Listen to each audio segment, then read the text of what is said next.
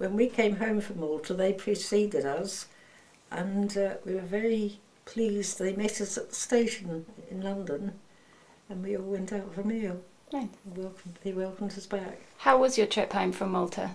Oh, it's fine. We came home by boat, so it's like a little cruise. We used to have games for the children on board, you know, like apples on strings, and you had to try and bite the apple. If you bit into it and could pull it, you got the apple. So there weren't any planes? Any what? Any planes that would fly you to Malta? Oh yes, there's quite a few planes. But you weren't always in a boat.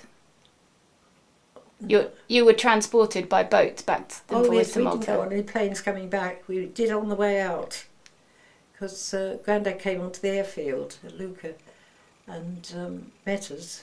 And Mary's coming down the steps, and he said, "Hello, what have you come out here for?" "I've come to see my daddy." And coming home in the car to the hotel, we had to go to a hotel for 2 weeks because our quarter wasn't. They always redecorate the quarter when you take it over, and that was still being done, so we had to go into the hotel.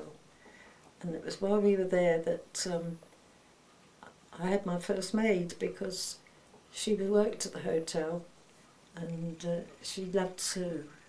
She used to watch over the pram, and she said, "Your baby's asleep on her face." So I said, "No, she always does that. She keeps her head on one side. Wherever I put her, she'd always finish up on her tummy." And she said, "Oh," she said, "I love her. And do you want a maid?" So I said, "Yes, I would do. You know, I would like you to come and see my mother, see that I live in a nice clean house." So I went round and met her mother. She was very nice and spotlessly clean inside. And so Doris came to work for us, and she was with us most of the time we were out there. And she met this handsome soldier. He hadn't got any rank at all. He was just a private in the army. She said, "He wants to marry me, and he's very rich." So I said, "Well, there might be a fair amount, but not that much." "Oh yes, he told me." "He's very rich." And he was boss-eyed. And she wanted us to go to the wedding and Wendy to be a bridesmaid. So that happened. And I was amazed, in the Roman Catholic Church, the children are running around all the time the services are going on. It's a real, you know, they go there, it's a real social place as well.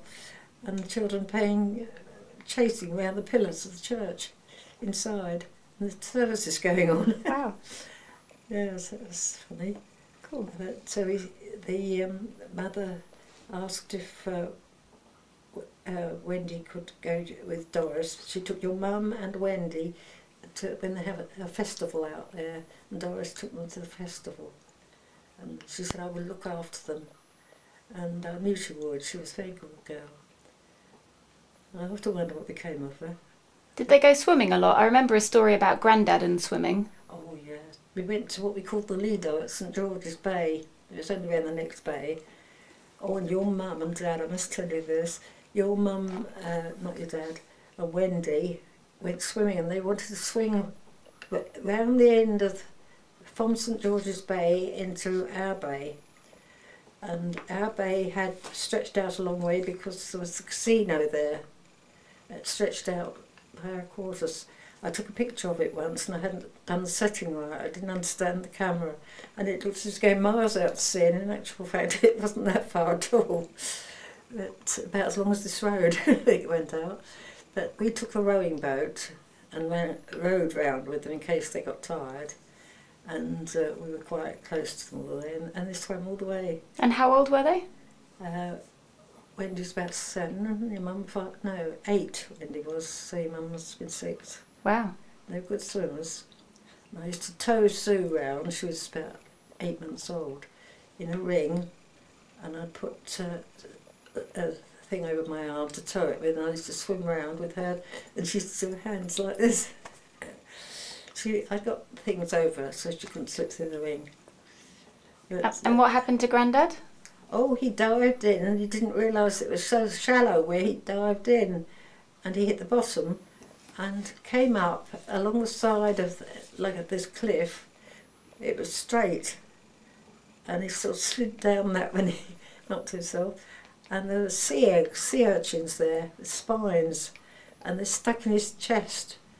And I'm sitting in a deck chair with my friends watching. I said, Harry's been down there a long time. I was just beginning to get a bit anxious. And he suddenly popped up, and he's got his head away from us. And he usually did overarm swimming, but he was doing it all on one side to keep his face away from us. And he got out and said, I've just got to go up to the first aid tent because his head was bleeding a bit. And he said, won't be long, and he trod on the broken bottle on the way up, so his foot done as well.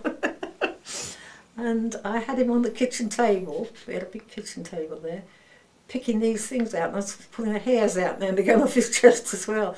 And he said, God, this is torture. I said, well, we've got to get them out.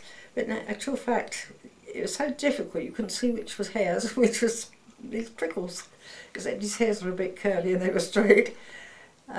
So we took him up to the MI room, and they took some out, and then they went septic, and he had to go to hospital for 6 weeks, 4 injections a day, penicillin, and his legs were very bad, and he was so obstinate he wouldn't go to the doctor. I said, Harry, you've got to go. Do you know, I said, you came in tonight and I could smell the poison in your legs.